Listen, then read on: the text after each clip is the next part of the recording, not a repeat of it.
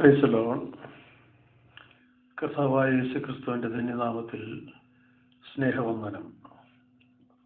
ഇന്ന് നാം ചിന്തിക്കാൻ പോകുന്നൊരു വിഷയം പൗലോസ് അപ്പോസ്തലന്റെ കപ്പൽ യാത്രയെക്കുറിച്ചാണ്.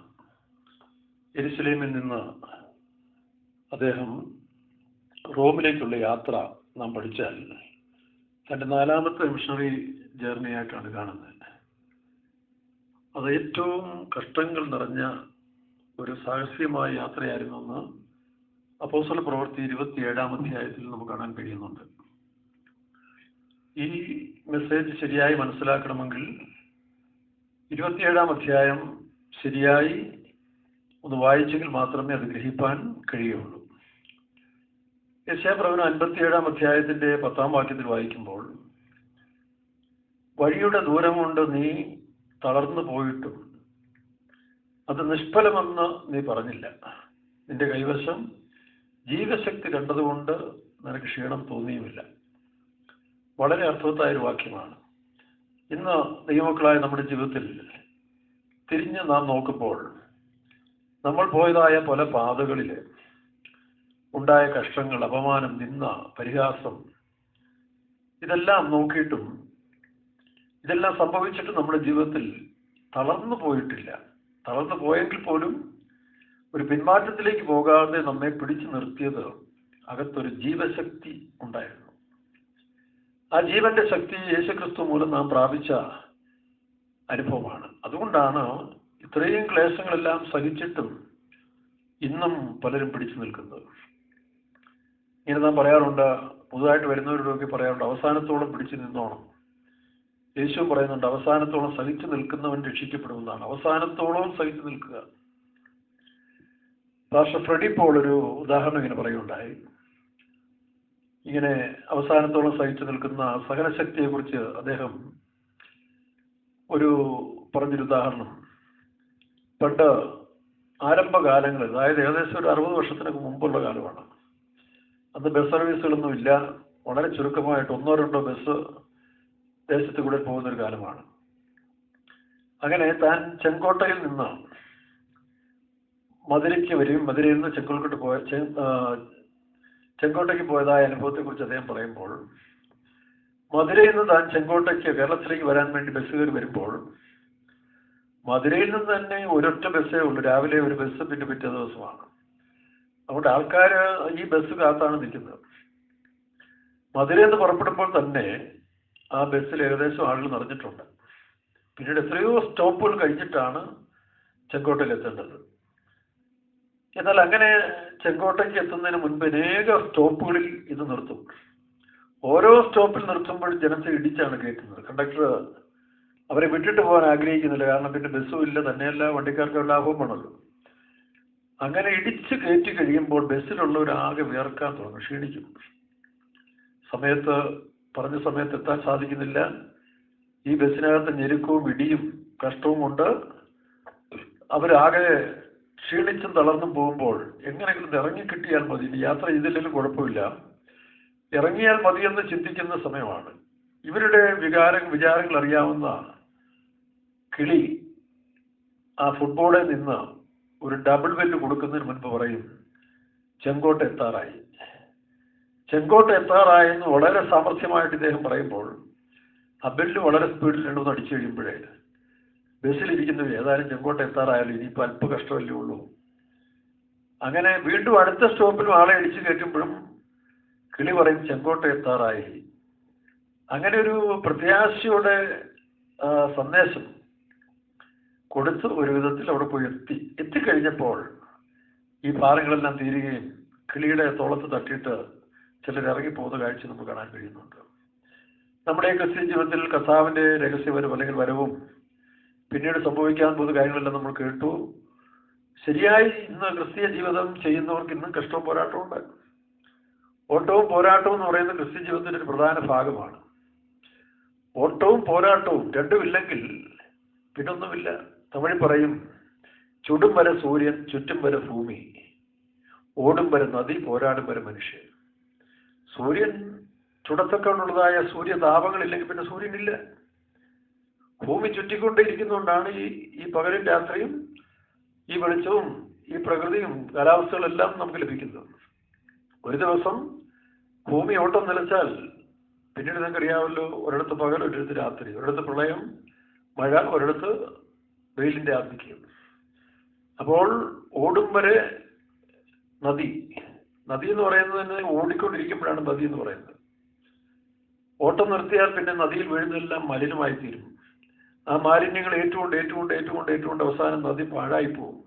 ഇന്ന് കേരളത്തിലെ 42 നദികളിൽ പലതും പാഴ്നദികളായി മാറിക്കൊണ്ടിരിക്കുകയാണ്. മാലിന്യങ്ങളുടെ കുമ്പാരങ്ങൾ, നദി എന്നുള്ള പേരെ മാറി.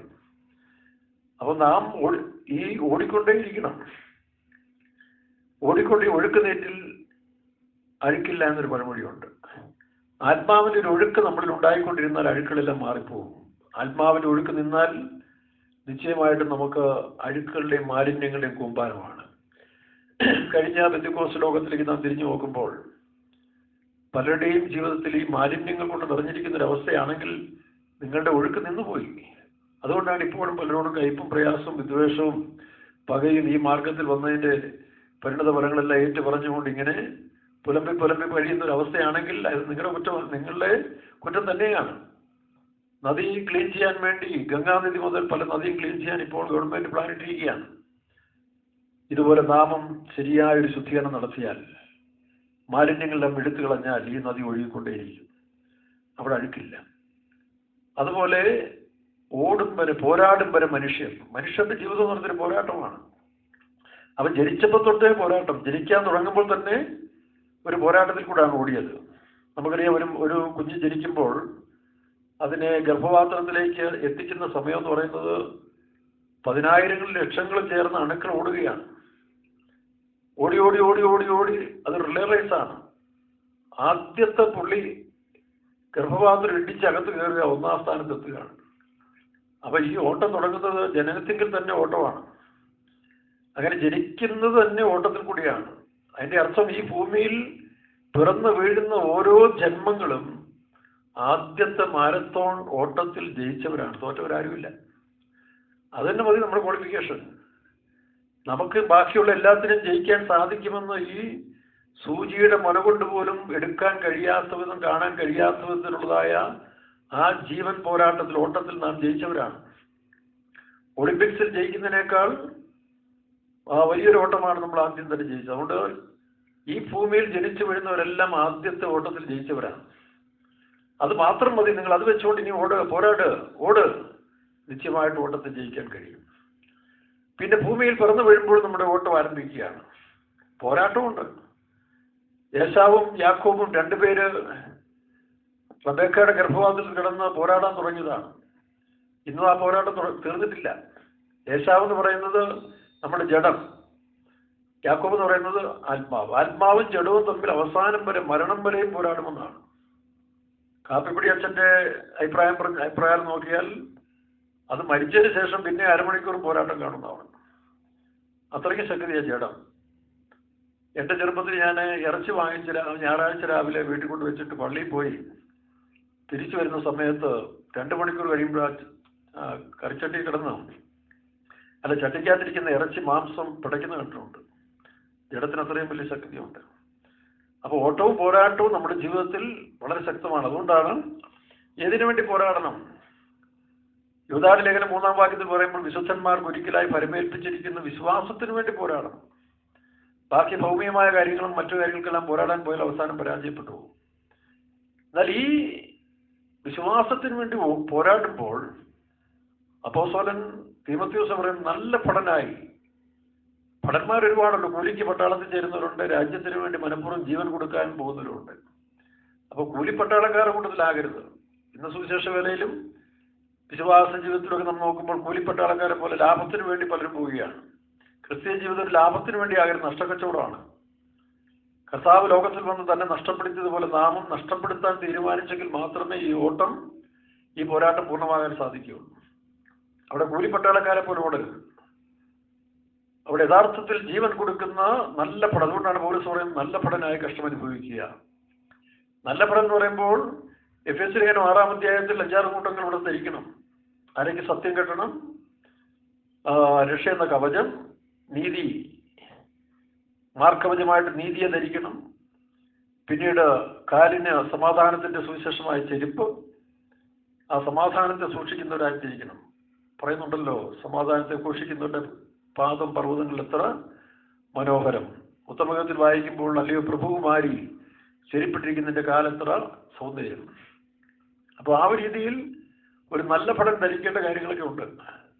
അത് മാത്രമല്ല, ഏത് പ്രതികൂലങ്ങളും, ഇന്ന് ട്രോളറിന്റെ എല്ലാം കാലങ്ങളാണ്.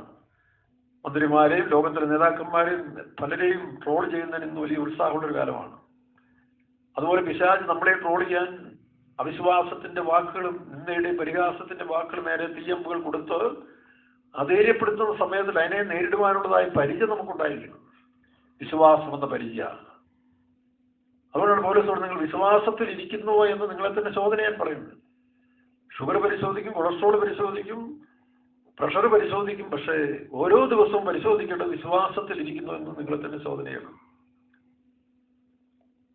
അങ്ങനെ വിശ്വാസത്തിന്റെ പരിചയം നമ്മിലുണ്ടെങ്കിൽ ഏത് ദുഷ്ടന്റെ തീയമ്പുകളും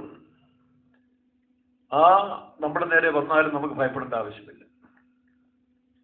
മാത്രമല്ല, എതിരാളിയായ ശത്രുവിനെ അവിശ്വാസം, അധൈര്യം, പിന്നെ മടുപ്പ്, ഇങ്ങനെ പിശാച് നമ്മുടെ നേരെ കൊണ്ടിരുന്ന കാര്യങ്ങളെല്ലാം വെട്ടി വീഴ്ത്തുവാൻ, അല്ലെങ്കിൽ അധൈര്യപ്പെടുത്തുന്ന വാക്കുകൾ പറയുന്നിടത്ത് അതിനെ വെട്ടി നിരപ്പാക്കുവാൻ ദൈവത്തിന്റെ വചനമെന്ന വാൾ.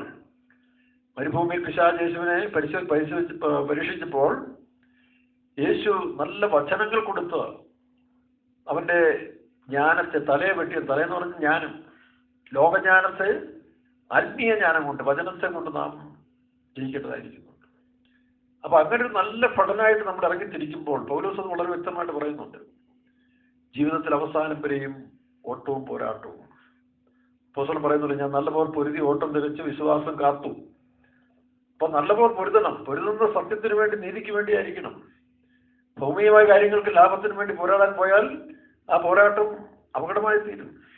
ഇവിടാണ് 2 കൊരിന്ത്യർ 10-ാം അധ്യായം 4-ാം വാക്യത്തിൽ പൗലോസ് പറയുന്നു, നമ്മുടെ പോരിന്റെ ആയുധങ്ങളോ ജഡികങ്ങളല്ല, കോട്ടകളെ ഇടിപ്പാൻ ദൈവസന്നിധിയിൽ ശക്തിയുള്ളവ.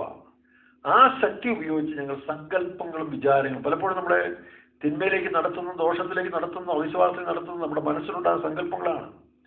അവൻ എന്നോട് എന്ത് ചെയ്യും, ഇവനോട് അങ്ങനെ പറയും, ഇങ്ങനെ പറയും, അല്ല നാളെ അവരെനിക്ക് ദോഷം ചെയ്യുമോ, എന്നെ അന്വേഷിക്കുമോ, എന്നെ തള്ളിക്കളയുമോ എന്നൊക്കെ തോന്നും.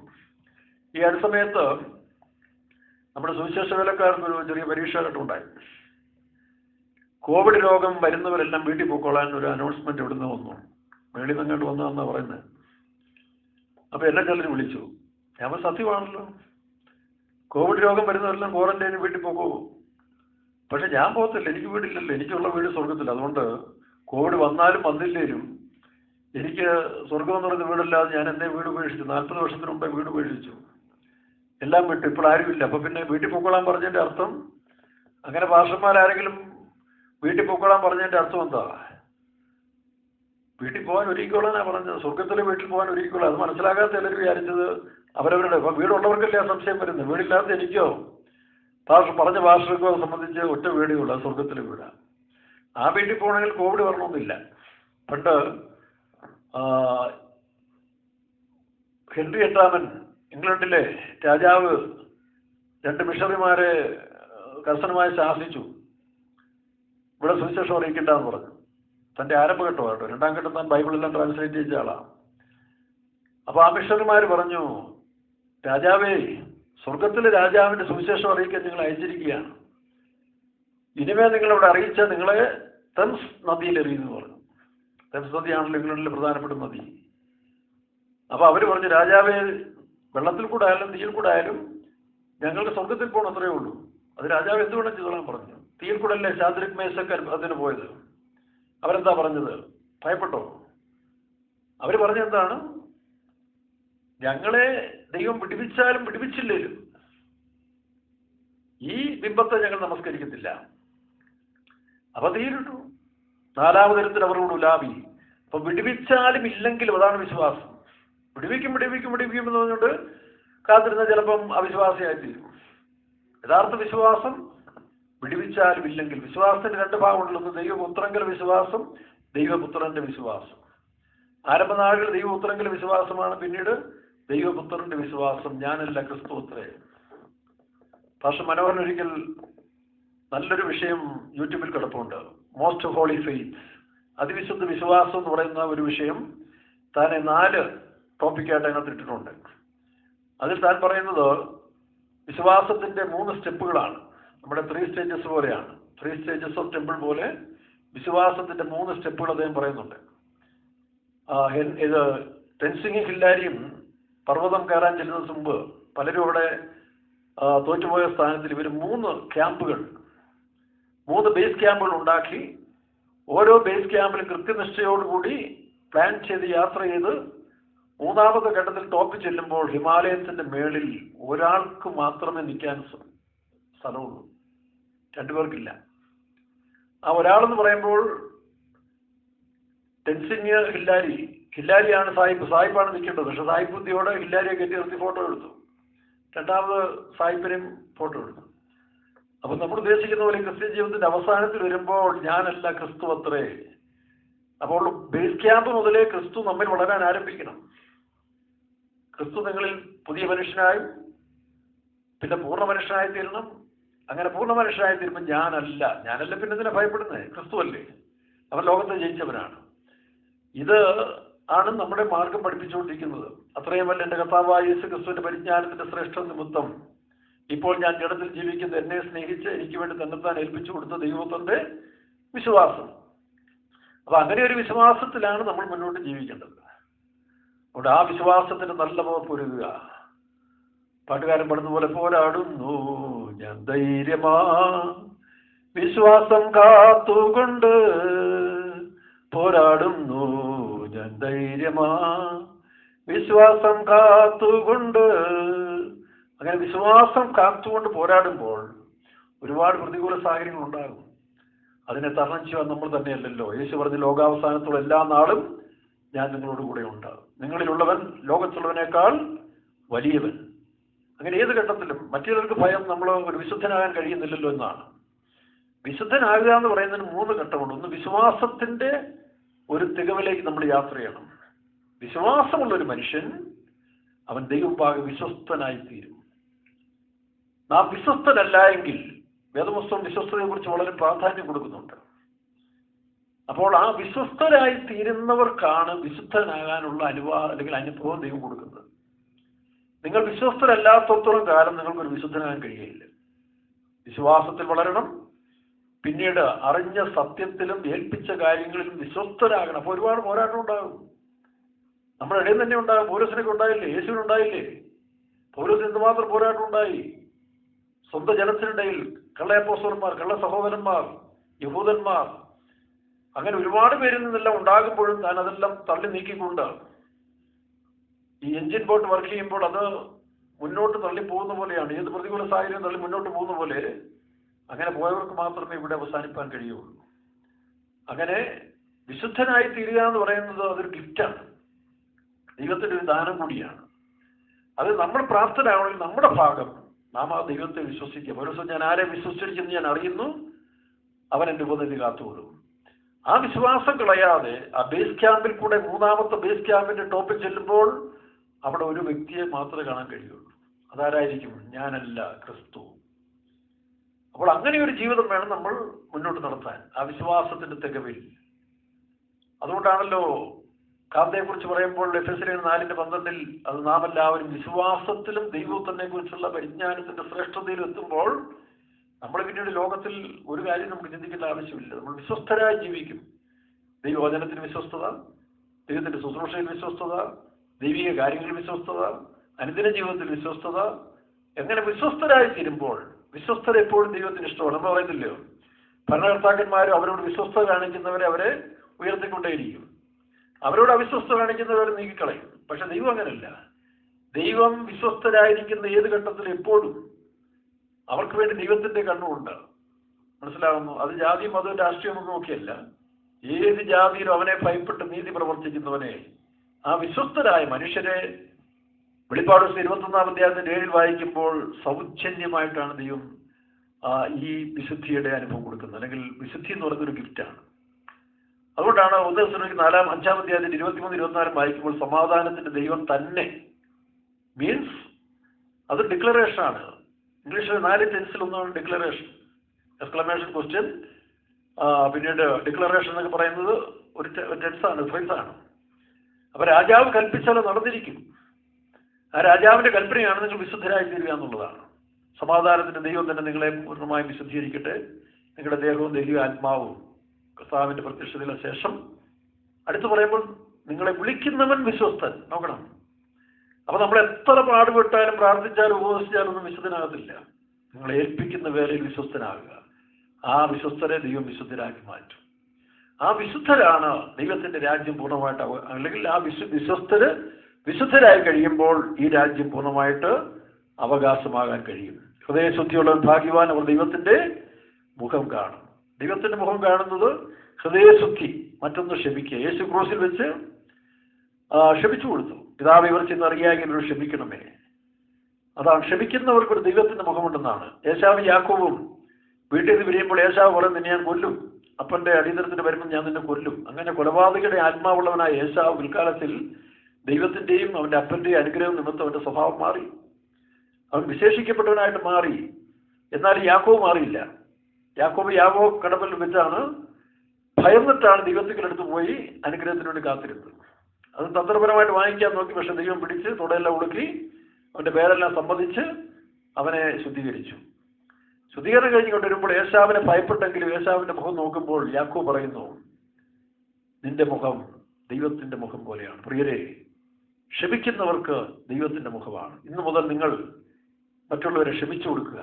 നിങ്ങൾക്ക് ദ്രോഹം ചെയ്തവരെയും നിങ്ങളെ ആക്ഷേപിച്ചവരെയും നിന്ദിച്ചവരെയും വിരോധം പറഞ്ഞവരെയൊക്കെ ഒന്ന് ക്ഷമിച്ചു നോക്കി, ദൈവത്തിൻ്റെ മുഖം നിങ്ങൾക്കുണ്ടാകും.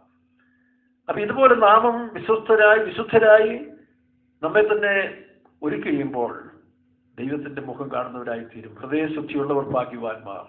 അതല്ലേ കർത്താവിൻ്റെ വരവിന് വേണ്ടി നമ്മൾ കാത്തിരിക്കുന്നത്? അതൊരു രഹസ്യവരമല്ലേ? അത് രഹസ്യവരേൻ്റെ ഒന്നാം ഭാഗമാണ്. ശരിയായ ശുദ്ധീകരണം നമ്മൾ കഴിഞ്ഞു കഴിയുമ്പോൾ നമുക്ക് കർത്താവിനെ കാണാൻ കഴിയും. അതാണ് ലൂക്കോസിന് സുവിശേഷം 14-ാം അധ്യായത്തിൽ പറയുമ്പോൾ നഷ്ടപ്പെട്ട കഥകളാണ് 3. ഒന്ന് നഷ്ടപ്പെട്ട ആടിനെ തേടി വന്നത്, നഷ്ടപ്പെട്ട അല്ലെങ്കിൽ പുത്രൻ തിരിച്ചു വരുന്നത്, മൂന്നാമതായിട്ട് നമ്മൾ കാണുന്ന നഷ്ടപ്പെട്ട ദ്രഹ്മ ഏതെ കാണിക്കുന്നു? അത് കർത്താവിൻ്റെ വരവിന് ഒരുക്കപ്പെടുന്ന മണവാട്ടിക്ക് സദൃശമാണ്. മറ്റു രീതിയിൽ ചില സംസാരിക്കും, പക്ഷേ ചരിത്രപരമായിട്ട് നോക്കിയാൽ ഇസ്രായേലിൽ വിവാഹത്തിന് വേണ്ടി നിയമിക്കപ്പെടുന്ന ഒരു പെൺകുട്ടിക്ക് വരൻ 10 ദ്രഹ്മ ഗിഫ്റ്റായിട്ട് കൊടുക്കും. ചില ട്രൈബ്സിൽ അങ്ങനെ ഉണ്ട്. ആ ദ്രഹ്മ വിവാഹ നിശ്ചയം മുതൽ വിവാഹം വരെ കാത്തുകൊള്ളണം, സൂക്ഷിക്കണം. വിവാഹ ദിവസം അതൊരു ഓർണമെൻ്റായി ഈ നെറ്റിയിൽ അവളിങ്ങനെ ആ ദ്രഹ്മ കെട്ടിക്കൊണ്ട് വരണം, എങ്കിലേ കല്യാണം നടക്കുകയുള്ളൂ. ആ ദ്രഹ്മ നഷ്ടപ്പെടുത്തിയാൽ അവളുടെ അവിശ്വസ്തതയാണ്.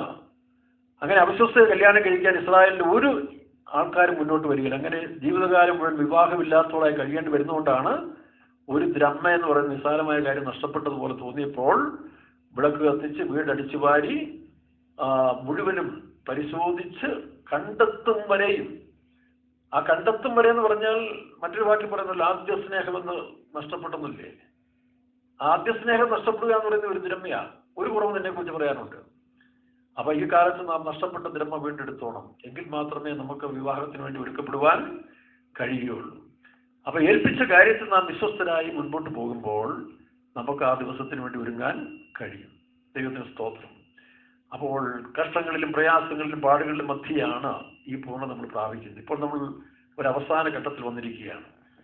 വെളിപ്പാട് ദിവസം 3-ാം അധ്യായം നമ്മൾ വായിക്കുമ്പോൾ ലോകത്തിൽ ഭൂമിയിൽ വസിക്കുന്നവർക്കെല്ലാം വരുന്ന ഒരു പരീക്ഷയെപ്പറ്റി 3-ാം അധ്യായം 10-ാം വാക്യത്തിലുണ്ട്.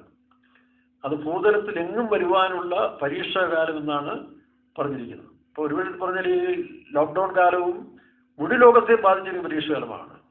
മുൻപൊക്കെ ഉണ്ടായിട്ടുള്ളതായ പല മഹാമാരികളും യുദ്ധങ്ങളും ഒക്കെ എല്ലാവരെയും ഒരുപോലെ ബാധിച്ചിട്ടില്ല. ഇതിപ്പോൾ മുഴു ലോകത്തെ ബാധിച്ചൊരു സംഭവമാണ്. ഇനി ഇതുപോലെ തുടർക്കഥകൾ നിന്നെയും വരും. അപ്പോൾ ഇങ്ങനെ ഒരു കാലഘട്ടത്തിൽ നിന്നെ സൂക്ഷിക്കുമെന്നാണ് കർത്താവ് പറഞ്ഞിരിക്കുന്നത്. കാരണം എന്താ? നിന്റെ വിശ്വാസവും സഹിഷ്ണുതയും. അപ്പൊ ഈ കാലത്തിൽ നമുക്ക് ഏറ്റവും പ്രാധാന്യമായിരിക്കുന്നത് നമ്മുടെ പരീക്ഷകളും പ്രശ്നങ്ങളും നേരിടാൻ നമുക്ക് സഹിഷ്ണുത ആവശ്യം, വിശ്വാസവും ആവശ്യം. വിശ്വാസവും സഹിഷ്ണുതയും മാത്രം മതി. നഷ്ടപ്പെട്ടു പോയി കഴിഞ്ഞാൽ കൈവിടപ്പെട്ടു പോകും, അല്ലെങ്കിൽ കർത്താവിനെ കാണാൻ കഴിയാതെ വരും. അങ്ങനെ വരുമ്പോൾ വീണ്ടും ആ വിശ്വാസവും സഹിഷ്ണുതയും എഴുതിയെടുക്കുവാൻ, അല്ലെങ്കിൽ വീണ്ടും അത് പ്രാപിച്ചെടുക്കാൻ 3.5 വർഷം ഉപദ്രവകാലത്തിൽ കൂടെ പോകുന്നതായിട്ട് നമുക്ക് കാണാൻ കഴിയുന്നുണ്ട്. സഭയുടെ ശേഷിപ്പ് നമ്മുടെ പാസ്റ്റർ എം. ടി. തോമസ് പറയുന്ന പോലെ ABC 3 ഗ്രൂപ്പ്. അതിൽ C ഗ്രൂപ്പ് നഷ്ടപ്പെട്ടു പോകുന്നു, A ഗ്രൂപ്പ് കർത്താവിന് വരെ പോകും, B ഗ്രൂപ്പ് ഈ 3.5 വർഷക്കാലം പൂർണ്ണരാക്കപ്പെട്ട വിശുദ്ധന്മാർ കാഹളം ധ്വനിക്കുമ്പോൾ പറന്നു പോകും എന്നാണ് നമ്മുടെ വിശ്വാസം. എന്നാൽ ശേഷിക്കുന്ന ആളുകൾ രണ്ടാമത് പറക്കുന്നതിന് പകരം എന്ത് ചെയ്യുന്നു? കഷ്ടത്തിൽ കൂടെ വീണ്ടും പോയി അവര് ഉപദ്രവത്തിൽ കൂടെ പൂർണ്ണപ്പെട്ട് വിശ്വാസവും സഹിഷ്ണുതയും. അവരെ വാളാൽ കൊല്ലുമെന്നാണ് പറയുന്നത്. വാളാൽ കൊല്ലുന്ന കാലം നമുക്കറിയാം. ഇന്ന് ISI അങ്ങനെയുള്ളതായ ഇതെല്ലാം വാളാലാണ് വെട്ടുന്നത്. അപ്പോൾ അങ്ങനെ ഒരു വലിയ ഗ്രൂപ്പ് ശക്തിപ്പെട്ടിട്ട് ഏകലോക ഗവൺമെന്റിന്റെ കീഴിൽ അത് സംഭവിക്കും നമുക്കറിയാം. അപ്പൊ അതിനു മുമ്പ് സഭയ്ക്കൊരു പരീക്ഷയുണ്ട്. പൂർണ്ണപ്പെട്ട വിശുദ്ധന്മാർ അതിനേക്കാൾ വലിയ പരീക്ഷ കൂടെ. അവരുടെ ജീവിതത്തിൽ ജോസഫിനെ പോലെയും ദാവീദിനെ പോലെ അനേക കഷ്ടങ്ങൾ കൂടെ പോകേണ്ടതാണ്. അതുകൊണ്ടാണ് അപ്പോസ്തല പ്രവൃത്തി 14:22 വിശ്വാസം നിലനിൽക്കണമെന്നും അനേക കഷ്ടങ്ങളിൽ കൂടി നാം ദൈവരാജ്യത്തിൽ പ്രവേശിക്കണമെന്ന് പറയുന്നത്. അങ്ങനെ വിശ്വാസത്തിൽ നിലനിന്നുകൊണ്ട് കഷ്ടങ്ങളിൽ കൂടി ദൈവരാജ്യത്തിൽ പ്രവേശിക്കണം. ആ ദൈവരാജ്യമാണ് വെളിപ്പാട് പുസ്തകം 12-ാം അധ്യായത്തിന്റെ 10-ാം വാക്യത്തിൽ ഇപ്പോൾ ദൈവത്തിന്റെ ശക്തിയും രാജ്യവും വാഴ്ചയെല്ലാം തുടങ്ങിയിരിക്കുന്നു പറയുന്നത്. ആ രാജ്യത്തിലേക്ക് പ്രവേശിക്കുന്ന ഘട്ടമാണ്. പിന്നീട് 7 വർഷം വലിയ ഉപദ്രവകാരവും കഷ്ടങ്ങളൊക്കെ ഉണ്ടാകും. അതും ഈ 2 വിഷയത്തിൽ പരാജയപ്പെട്ടവരാണ്. മറ്റവർ അതിൽ ജയിച്ചവരാണ്. മനസാക്ഷിയും കാലത്തിൽ സിംഹാസനത്തെക്കുറിച്ച് വെളിപ്പുണ്ടായിരുന്നത് ജോസഫിനാണ്. ന്യായപ്രമാണ കാലത്ത് സിംഹാസനത്തെക്കുറിച്ച് വെളിപ്പാട് ദാവീദിനാണ്. പക്ഷെ ഇവർ രണ്ടുപേരും പോയ പാതകൾ ഉൽപ്പത്തി പുസ്തകത്തിലും 1 ശമൂവേൽ പുസ്തകത്തിലൊക്കെ കാണുന്നുണ്ട്. അത് വായിച്ചു പഠിച്ചാൽ നമുക്ക് മനസ്സിലാകും. അങ്ങനെ ഒരു കഷ്ടങ്ങളിൽ കൂടെ തന്നെയാണ് ആദ്യഫലങ്ങളായത്. അതുകൊണ്ട് ചിലർ പറയുന്ന പോലെ സഭ ഉപദ്രവകാലത്തിൽ കൂടെ പോകുന്നില്ലെന്ന് പറഞ്ഞാൽ സഭയിലെ ആദ്യഫലങ്ങൾ അതിനേക്കാൾ വലിയ കഷ്ടത്തിൽ കൂടെ തികഞ്ഞവരാണ്. രണ്ടാമത് വരുന്നവർക്ക് അത്രയും കഷ്ടമല്ല. അവർ വാളാൽ കൊല്ലപ്പെടുന്നെങ്കിലും മറ്റവര് യേശുക്രിസ്തു ലോകത്തിരുന്ന പോലെ നിന്ദയും പരിഹാസവും ആക്ഷേപവും തകർക്കപ്പെടുന്ന അവസ്ഥയെ അവരുടെ സ്വന്തം ഇഷ്ടങ്ങളെല്ലാം ക്രൂശിക്കപ്പെടുന്നതും അങ്ങനെ എല്ലാവിധത്തിലും പരീക്ഷിക്കപ്പെട്ട് പൂർണ്ണരായവനാണ് ആദ്യഫലങ്ങൾ എന്ന് പറയുന്നത്. അതാണ് വെളിപ്പാട് പുസ്തകം 12-ാം അധ്യായത്തിൽ കാണുന്ന ആൺകുട്ടി എന്ന് പറയുന്നത്. പിന്നെയുള്ള സന്തോഷശേഷിപ്പാണ് ഉപദ്രവകാലത്തിൽ കൂടെ പോകുന്നത്. ആ ഉപദ്രവകാലത്തിൽ പൂർണ്ണപ്പെട്ട് അതിന്റെ അവസാനത്തിൽ വരുമ്പോഴാണ് 7 വർഷത്തിന്റെ അവസാനത്തിൽ ഇന്നത്തെ ഈ കാലഘട്ടത്തിൽ നമ്മൾ നോക്കുമ്പോൾ അത് വളരെ വ്യക്തമായിട്ട് പഠിക്കുന്നുണ്ട്. ഈ കാലഘട്ടങ്ങൾ കഴിഞ്ഞാൽ അടുത്ത 7 വർഷം കൂടെ കഴിയുമ്പോൾ 11-ാം അധ്യായം 15-ാം വാക്യത്തിൽ 7-ാമത്തെ ദൂതൻ കാഹളം ഊതുമ്പോൾ ലോകരാജ്യത്വം. അന്ന് യേശുക്രിസ്തു ലോകത്തിൽ രാജ്യത്വം ഏറ്റെടുക്കും. ഇന്ന് ആയില്ല. ഇന്ന് ലോകം പിശാചിന്റെ രീതിയിൽ കിടക്കുകയാണ്. ദാവീദ് രാജ്യഭാരം ഏറ്റെടുത്തപ്പോൾ യഹൂദാഗോത്രം ആദ്യം അവനെ അഭിഷേകം ചെയ്തെങ്കിലും മുഴുവൻ ഇസ്രായേലും ഏറ്റുകൊണ്ടത് 7 വർഷത്തിന് ശേഷമാണ്. 2 ശമൂവേൽ 2-ാം അധ്യായത്തിൽ 5-ാം അധ്യായത്തിൽ ഇത് കാണുന്നുണ്ട്. ഇതുപോലെ കർത്താവിന്റെ വെളിപ്പാട് പുസ്തകം 12-ാം അധ്യായത്തിന് 10-ാം വാക്യത്തിൽ കാണുന്ന അനുഭവം ആദ്യഫലങ്ങളായ സഭയ്ക്ക് യേശുക്രിസ്തു രാജാവായിട്ട് പൂർണ്ണപ്പെട്ട് കഴിയുകയാണ്. എന്നാൽ വീണ്ടും 7 വർഷത്തെ മഹോദരവകാലം കഴിഞ്ഞാണ് മുഴുവൻ ലോകവും യേശുക്രിസ്തുവിനെ സ്വീകരിക്കുന്നത്. അന്നാണ് 7-ാമത്തെ ദൂതൻ കാഹളം ഊതുമ്പോൾ ലോകരാജ്യത്ത് നമ്മുടെ കർത്താവിനും അവന്റെ ക്രിസ്തുവിനും വിശുദ്ധന്മാർക്കുമായി തീരുന്നത്. പിന്നീട് ഈ സഹസ്രാബ്ദ വാഴ്ച, അതിന്റെ അർത്ഥം യെശയ്യാപ്രവചനം 11-ാം അധ്യായത്തിൽ കാണുന്ന ആ അനുഭവങ്ങളെല്ലാം അവിടെ കാണും. അന്ന് വെജിറ്റബിൾ രാജ്യങ്ങളായിരിക്കും, അല്ലെങ്കിൽ അന്ന് അതായത് സിംഹം പോലും മാംസം വേണ്ട വെജിറ്റേറിയനായിട്ട് മാറുന്ന കാലം. അതിന്റെ പ്രധാന വിഷയം എന്ന് വെച്ചാൽ 11-9 സമുദ്രം വെള്ളം കൊണ്ട് നിറഞ്ഞിരിക്കുന്ന പോലെ ഭൂമി യഹോവയുടെ മഹത്വത്തിന്റെ പരിജ്ഞാനം കൊണ്ട് പൂർണ്ണമായിരിക്കിയാൽ ആരും ഒരു ദോഷമില്ല. അപ്പോൾ ക്രിസ്തുവിന്റെ പരിജ്ഞാനത്തിൽ വളർന്നെങ്കിൽ മാത്രമേ ദോഷങ്ങളെല്ലാം നീങ്ങുകയുള്ളൂ. പിന്നെ ആരും ദോഷം ചെയ്യത്തില്ല. അങ്ങനെ ഒരു ലോകത്തെയാണ് ഈ സഹസ്രാബ്ദ വാഴ്ച എന്ന് പറയുന്നത്. എല്ലാവരുടെ മനസ്സിലും ക്രിസ്തു മീൻസ് പവർ ആൻഡ് വിസ്ഡം. ആ ദൈവജ്ഞാനവും ദൈവശക്തിയും വരുന്നവർക്ക് പിന്നീട് ലോകത്തിലൊന്നും വേണ്ട. ലോകത്തെ അതിജീവിക്കാൻ കൂടി ശക്തി അവരുണ്ട്. അങ്ങനെയാണ് ഈ സഹസ്രാബ്ദ വാഴ്ച മനോഹരമായി തീരുന്നത്. അത് വെളിപ്പാട് പുസ്തകത്തിലുണ്ട്, യെശയ്യാപ്രവചനത്തിലൊക്കെ ഉണ്ട്. എന്നാൽ ഇതിനു മുമ്പ് നമ്മുടെ സഭയ്ക്ക് ഉണ്ടാകുന്ന ഒരു പരീക്ഷയെക്കുറിച്ചാണല്ലോ നമ്മൾ ചിന്തിക്കുന്നത്. അതാണല്ലോ ഈ അപ്പോസ്തല പ്രവൃത്തി 27-ാം അധ്യായം നമ്മൾ കാണുമ്പോൾ, അതിന്റെ അപ്പോസ്തല പ്രവൃത്തി നിങ്ങൾ വായിക്കുമ്പോൾ 27-ാം അധ്യായം ശരിക്കും വായിക്കുമ്പോൾ പൗലോസ് പോയ, അല്ലെങ്കിൽ പൗലോസും കൂട്ടരും കപ്പൽ യാത്ര ചെയ്തതിന്റെ പല കാര്യങ്ങളും നമുക്കിവിടെ കാണാൻ കഴിയുന്നുണ്ട്. അതിൽ 21-ാം അധ്യായം 13-ാം വാക്യത്തിൽ വായിക്കുമ്പോൾ അവിടെ ഒരു പ്രവാചകൻ ഒരു കച്ച എടുത്തിട്ട് അരക്കി കെട്ടിയിട്ട് പറഞ്ഞു, പൗലോസിന്റെ കച്ച എടുത്ത് അരക്കി, ഈ കച്ചയുടെ ഉടമസ്ഥൻ യെരുശലേമിൽ ബന്ധിക്കപ്പെടാൻ പോവുകയെന്ന് പറഞ്ഞു. അപ്പൊ പൗലോസിനോട് യെരുശലേം പോകരുത്, നിന്നെ അവർ ബന്ധിക്കും. പൗലോസ് എന്താ പറഞ്ഞു? ബന്ധിക്കപ്പെടാൻ മാത്രമല്ല, അവന് വേണ്ടി മരിക്കാൻ തയ്യാറാണ്. അങ്ങനെ മരിക്കാൻ തയ്യാറായവർക്ക് മാത്രമേ ഈ പൂർണ്ണതയിലെത്താൻ കഴിയുള്ളൂ. അരവൊരു വിശ്വാസം കൊണ്ട് നമുക്ക് മുന്നോട്ട് പോകാൻ പോകുന്ന കാലമല്ലിത്. മരിക്കാൻ പോലും തയ്യാറ്.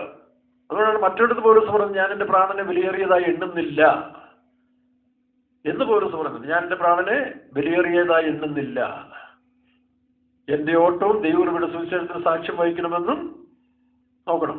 അപ്പൊ അത് മാത്രമായിരുന്നു എൻ്റെ ലക്ഷ്യം. അങ്ങനെ തൻ്റെ ജീവനെ വിലയേറിയതായി എണ്ണുന്നില്ല, ആ തീരുമാനത്തിലേക്ക് വരണം. അവർക്ക് മാത്രമേ ഈ ഓട്ടം പൂർണ്ണതയോടെ ഓടാൻ കഴിയുള്ളൂ. 2 തിമോത്തിയോസ് 4-ാം അധ്യായത്തിൽ ഞാൻ പാനീയ ബലിയായി വാർക്കപ്പെടുന്നതാണ്.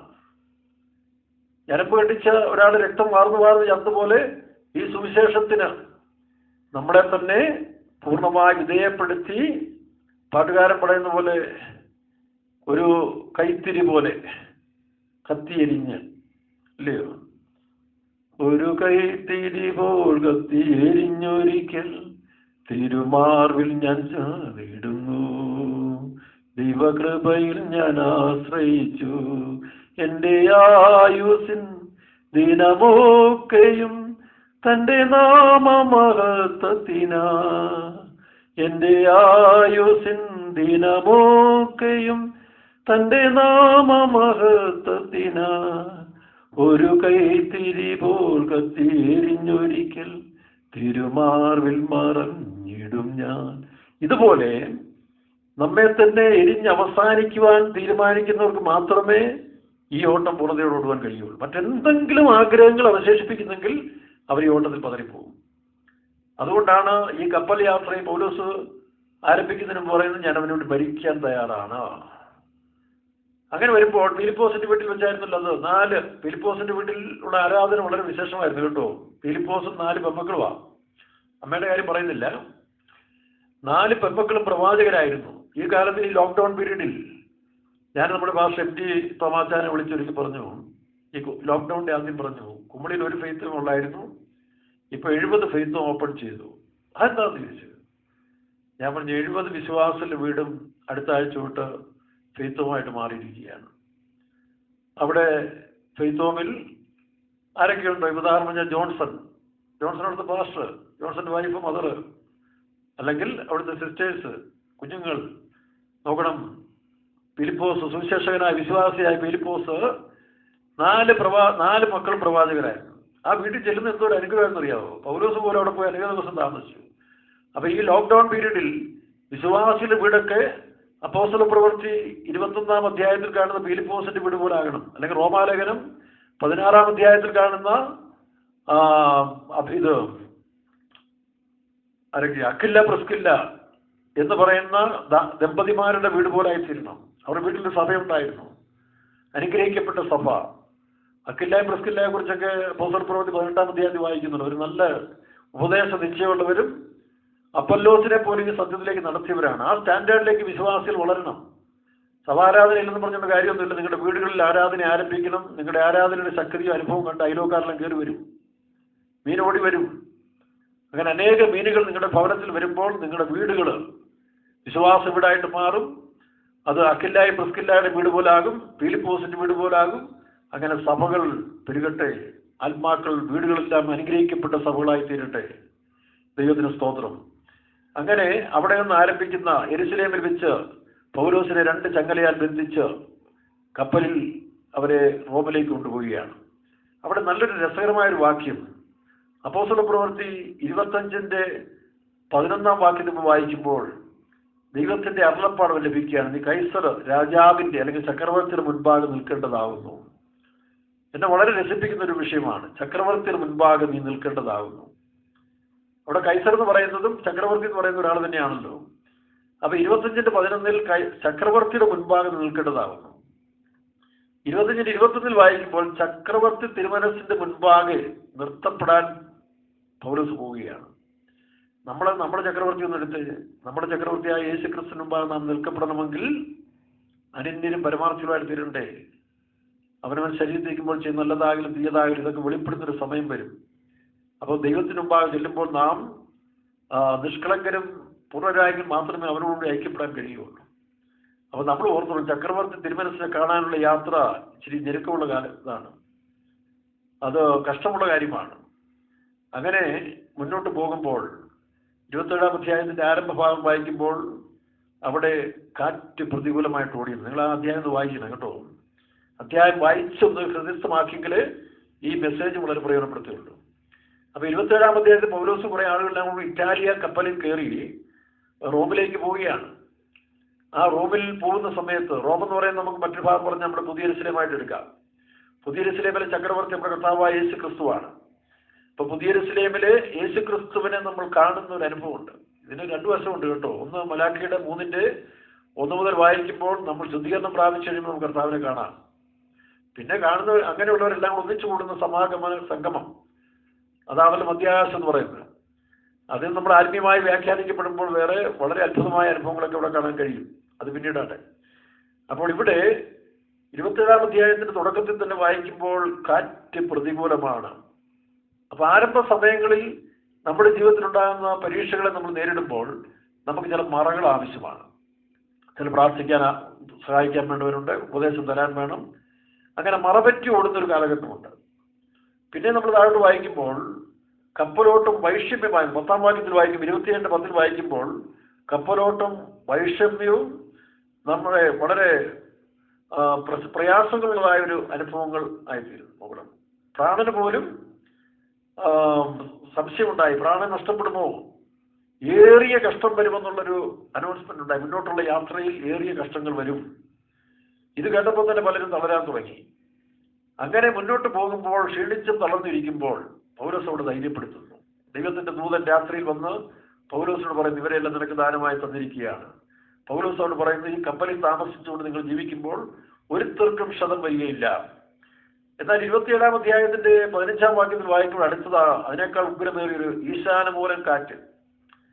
ഈശാനമൂലം കാറ്റ് എന്ന് പറയുന്നത് അതികഠിനമേറിയ പരീക്ഷയാണ്. പൗലോസ് പറയുന്നല്ലോ, പത്രോസ് പറയുന്നു 4:1-12 വായിക്കുമ്പോൾ, 1 പത്രോസ് 4-ാം അധ്യായം മുഴുവൻ വായിക്കുമ്പോൾ ഒരു അഗ്നിശോധന നിങ്ങൾക്ക് വന്നു എന്ന് വിചാരിച്ച് നിങ്ങൾ അതിശയിക്കരുത്.